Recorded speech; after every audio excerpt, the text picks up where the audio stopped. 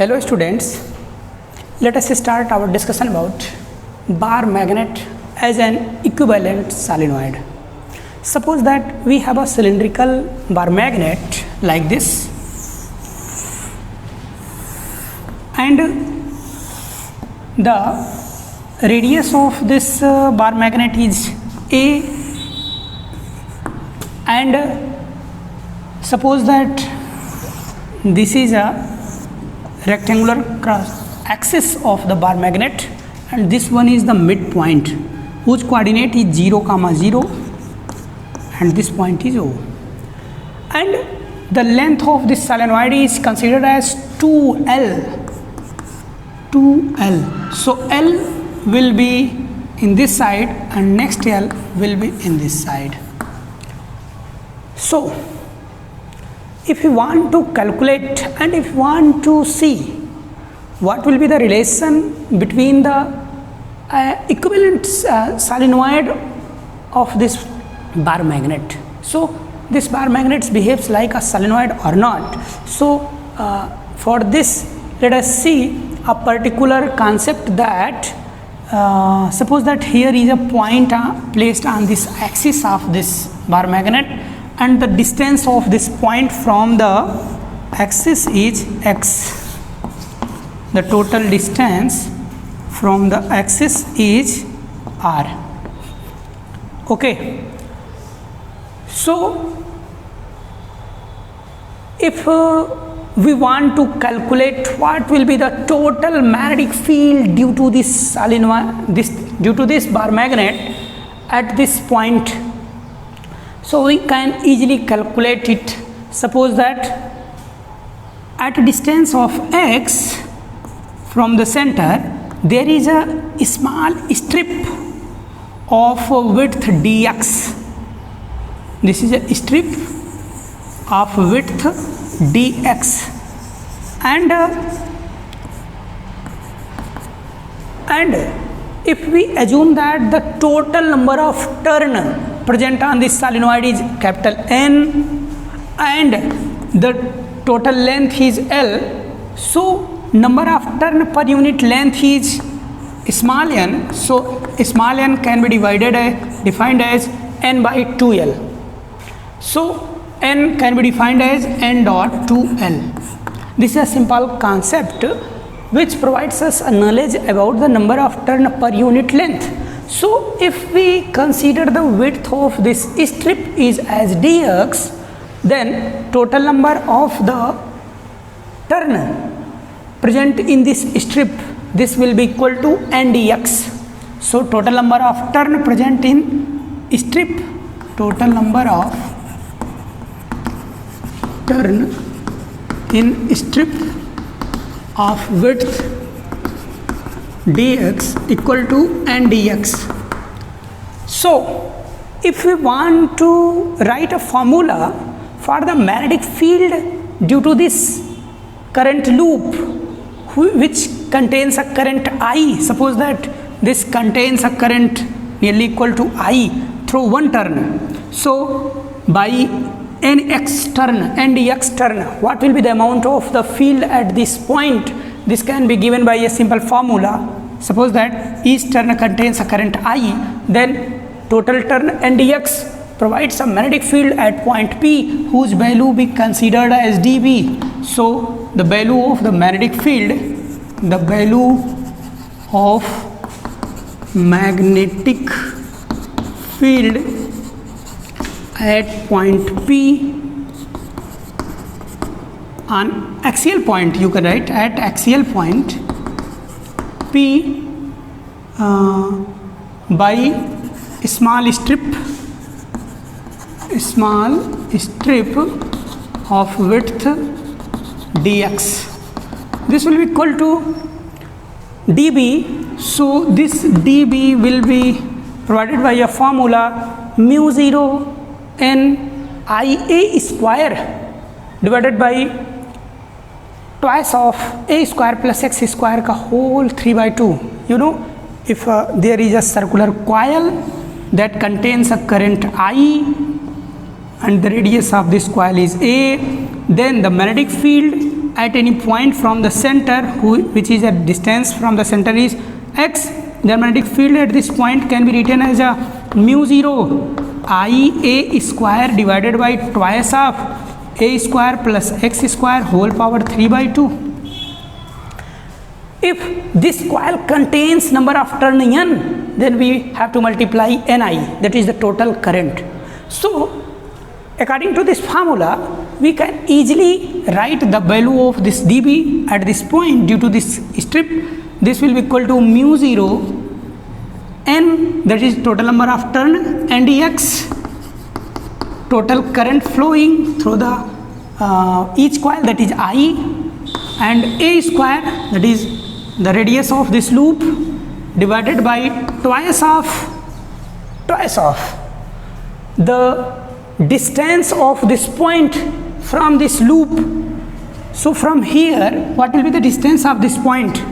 This point can be considered as, for simplicity, if we take this point at here, suppose that this is a near point P, because in our last discussion we can assume that this r is very large, but at here suppose that this is a point, so this distance is taken as what? R. So what will be the value of this distance? This will be equal to r minus x, this is x, so this distance becomes equal to r minus x. So according to the formula, this becomes a square plus x square. It means this is equal to r a square, it means a square plus x, it means the distance of this point from the strip, that is r minus x square, okay, whole 3 by 2. And direction of this magnetic field is lying along the axis, that is I cap, you can write it as, okay. So if we write the magnitude of this magnetic field, then we can find out what will be the value of this. This is equal to mu 0 n I a square divided by twice of a square plus r minus x whole square whole power 3 by 2. Suppose that we want to calculate the total magnetic field at this point due to whole of this current loop. So this becomes equal to integration of this is mu 0 n I a square dot dx divided by twice of a square plus r minus x square whole power 3 by 2. So you can take mu 0 n I a square as common and outside from integration, because it is a constant, and you can get the value of this is a square plus r minus x whole square power 3 by 2 dot dx, and you also got the limit of the integration. You find that the strip has a distance of this point. If we take the left hand side of this solenoid or this current loop, then this has a length of r plus l, and from here if we find the length of the distance of this point from this end, then this is r minus l. So we can take a limit for this strip from minus of L to plus of L. So we can write it a limit as minus of L to plus of L, okay. So suppose that this is a particular value, and if we want to calculate this adject in a solenoid, so if we consider that this point is placed as very far away from this system and the radius of this is very small, so this r minus x is very large in comparison to this a square. So this a square will be negligible in comparison to this r minus x square, so this can be taken as negligible. So this becomes this becomes B is equal to mu 0 NIA square divided by twice minus of L2 plus L dx divided by, this becomes because we know that as x is as r is very large and this x is very small, so x can also be taken as negligible because this x is very small. So this x, if we remove this x, then we get a square plus r square whole power 3 by 2. But this, in comparison to r, this a is very small, so a square can also be neglected. So this becomes only r square. So r square whole power 3 by 2. So 2 and 2 will be cancelled. This becomes r cube. So this becomes r cube, and this r is a constant. So this can be taken as outside because this is dx and this contains the dimension of this solenoid minus L2 plus L. So this becomes mu 0 NIA square divided by twice of r cube integration minus L2 plus L dx. So as we know that if you take the integration of dx, then this becomes x, put the upper limit minus of lower limit, so L minus of minus L, that becomes 2L. So we can find the value of the B is mu 0 NIA square dot 2L divided by twice of r cube. Now if we multiply and divide it by the pi in the numerator and denominator, then this pi a square becomes the cross sectional area of this loop, pi a square, and I dot pi a square, it means Ia provides the magnetic dipole moment of one loop, and total number of turn present in the loop is n dot 2L, that is capital N. So if we multiply the n, that is capital N, total number of turn, to the magnetic dipole moment possessed by each loop, so this will provide the total magnetic dipole moment possessed by this solenoid. So this becomes m. So mu 0 dot 2 and pi dot r cube at here, and because pi is multiplied and divided, then this becomes m, so this becomes m. Okay, because you know that m is the magnetic dipole moment of this, so this becomes n, total number of turn, and multiplied by the I dot a, that is the loop of one area of the one loop. So NIA, this is the total magnetic moment of this material. So this A can be equal to Ia square, and this N is n dot 2L I dot pi a square. So on the place of this quantity we place only m, so this becomes m, and we got a formula for the magnetic field placed at any point due to this solenoid is mu 0 by 2 pi m by r cube. If we multiply and divide it by 2 in numerator and denominator, then we got a further formula that B is equal to mu 0 by 4 pi 2m by r cube. We are seeing that this formula is just similar to the formula possessed by the electric dipole at any point on the axial line.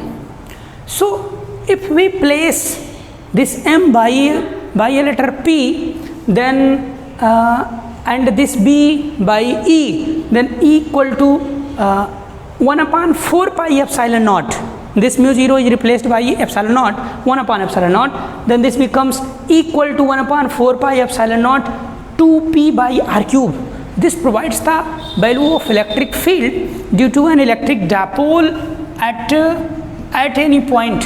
So this solenoid behaves just like as a bar magnet. So we can say that bar magnet also acts as an equivalent solenoid. Okay. Similarly, suppose that if a bar magnet is a very long, and if this cross section area is very small, then we want to find out what will be the value of the magnetic field at an equatorial point. So at this point, the value of the magnetic field becomes mu 0 by 4 pi dot m by r cube. So this magnetic field, the amount of the magnetic field at the same distance as this distance from this point on equatorial line, this will be the half of this magnetic field founding at this formula. So this is just like as a electric dipole moment. So this behaves like a bar magnet or a magnetic dipole. Okay, so this is a simple case of the bar magnet as an equivalent solenoid. Okay, now let us come to the next topic. Let us start our discussion about dipole in a uniform magnetic field. Suppose that we have a dipole whose dipole moment is m, and it was placed in a uniform magnetic field, that is B, and this is a dipole. Suppose that this is a magnetic needle like this. Okay, so if this needle makes angle theta with its dipole moment m, direction of m is along this, suppose that. So what will be the value of the torque experiencing by this needle? This becomes m cross b, or if the angle between m and b is theta at any time, then this becomes mb sine of theta. This is the magnitude of the torque. But suppose that the mass of this needle is m, and the moment of inertia during rotation of this needle on this tip, around this tip, is I. Then if the needle rotates an angle theta, or if needle rotates by a small angle d theta in time interval dt, then what will be the torque experiencing by this needle? This torque can be assumed as a restoring torque, and this will be equal to minus of I, that is moment of inertia of the needle, and alpha, this is the angular acceleration produced in this needle. So this can be written as minus of I into d2 theta by dt square.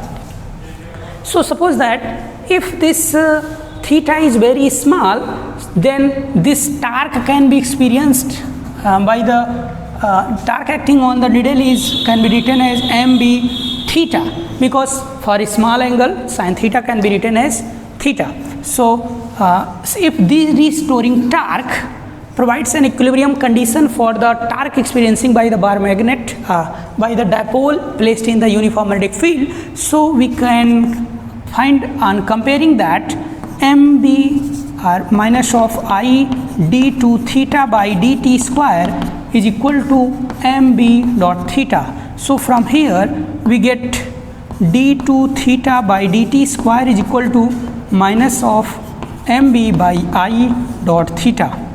So this is a particular equation which is just nearly equal to d2 theta by dt square is equal to minus omega square theta.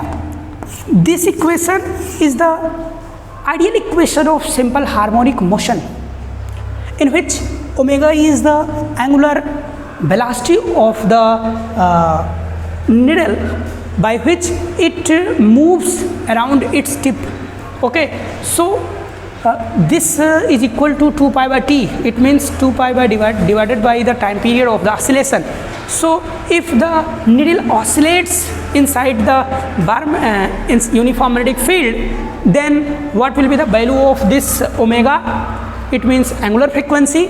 So this angular frequency omega square will be comparing and we get omega square equal to mb by I. As we know that this omega can be written as from here omega equal to root of mb by I, and we know that omega equal to 2 pi by t.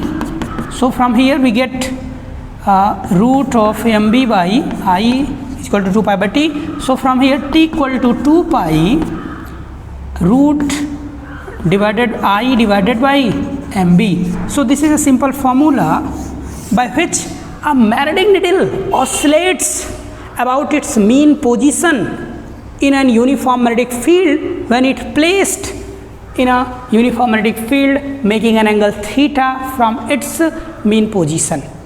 So suppose that if a magnetic needle which is placed in a uniform magnetic field and it will tend aligned by some external force, and it will tend making some angle theta with its original position, stable position, then if released this dipole, then this will oscillates to around its mean position, and the time period of oscillation becomes 2 pi root I by mb. This is a simple formula. Okay, now come to the calculation of the potential energy stored in the needle when it displaces by a particular angle theta. As we know that when this makes an angle of theta, then what will be the value of potential energy? Suppose that if at angle theta the needle experience a torque m equal to mb sin theta, then at that time if we produces some another angle, that is d theta, then what will be the amount of the work done? That work will be stored in the form of the potential energy. So the potential energy stored in the needle will be equal to u, which is the function of theta, as energy is a scalar quantity. This will be equal to integration of tau of theta dot d theta. So this becomes integration tau, this is mb sine of theta dot d theta. So from here mb as taken outside from the integration, this becomes sine theta d theta. So this is equal to mb cos integration of sine theta, that is minus of cos theta. Okay, so this provides a formula for the potential energy stored in a magnetic needle placed in a uniform magnetic field making at an angle theta. This is a simple formula. Suppose that if the needle makes 0 degree with the magnetic field, if theta is equal to 0, then u theta is equal to minus of mb, because cos 0 equal to 1. It means this is a most stable condition, because when the potential energy is most negative, then the object will be in its most equilibrium condition, equilibrium stable position. But if potential energy is extremely high, then the object is found in its most unstable condition. Suppose that most unstable condition, what will be the value of most unstable condition? Somehow if we calculate the value of this cos theta nearly equal to minus of 1. So minus of 1 minus minus, this becomes plus. So potential energy becomes positive and extremely high. So at that condition the needle becomes its most unstable. So at what value of theta we get the value of cos theta as minus 1. So this will occur at theta is equal to 180 degree. So if we take theta equal to 180 degree, then from here we get u theta is equal to plus of mb. This is the most unstable condition and this one is the most stable condition. So this is a simple case in which dipole placed in a uniform magnetic field. Okay, Now let us come to our next topic, the electrostatic analog. So let us see how the electrostatic and magnetism are related to each other, and by a simple change we can convert the electrostatic formula into a magnetism formula. So here in electrostatic, the electric dipole moment represented by small letter p, and in magnetism the magnetic dipole moment represented by small letter m. The permittivity of the free space represented by epsilon naught, and this reciprocal of the permittivity will be replaced by a simple permeability of the free space, that is mu naught. And the magnetic electric field intensity at any point of distance or from the electric dipole moment is minus p divided by 4 pi epsilon naught r cube at an equatorial line, at an equatorial point. So the magnetic field on the equatorial point, this will be equal to mu 0 upon 4 pi m by r cube on the due to the magnetic dipole, and the electric field due to an electric dipole at an axial point, this will be equal to twice of p 4 pi epsilon naught r cube, and the equivalent formula of the magnetism is mu 0 by 4 pi 2 m by r cube. Similarly, the electrostatic potential energy stored in a dipole when it is placed in a uniform magnetic electric field, then this will be equal to p dot e, and when a magnetic dipole is placed in a uniform magnetic field, then this magnetic dipole possesses a magnetic potential energy that will be equal to m dot b. Similarly, if the dipole is reverses its direction, then the potential energy, this is the stable case potential energy, this is minus p dot e, this is minus m dot b, and this one is the highest potential electrostatic energy. This is unstable condition. So this is the simple analog of the electrostatic and magnetism. Okay, so Gauss law for the magnetism and the earth magnetism we'll see in our next video. Okay, till now, thank you.